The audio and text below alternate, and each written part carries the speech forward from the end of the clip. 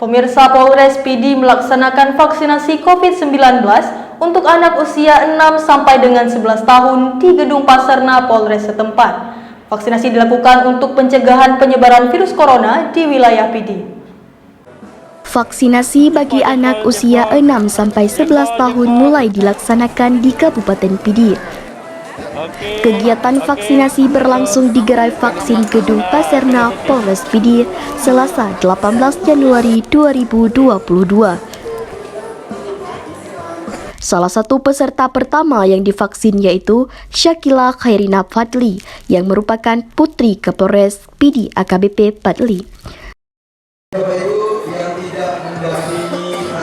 Kemudian vaksinasi disusul oleh anak-anak anggota polisi lainnya serta anak masyarakat Kabupaten PD. Sebelum melaksanakan vaksinasi, para peserta terlebih dulu dilakukan pemeriksaan kesehatan dan pengecekan suhu tubuh. Anak-anak yang mengikuti vaksin didampingi oleh orang tuanya masing-masing.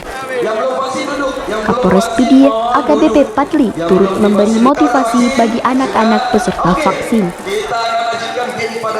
Menurut Kapolres PD, vaksin bagi anak-anak usia 6-11 tahun aman bagi kesehatan, guna untuk mencegah penularan COVID-19 dan meningkatkan kekebalan imun tubuh.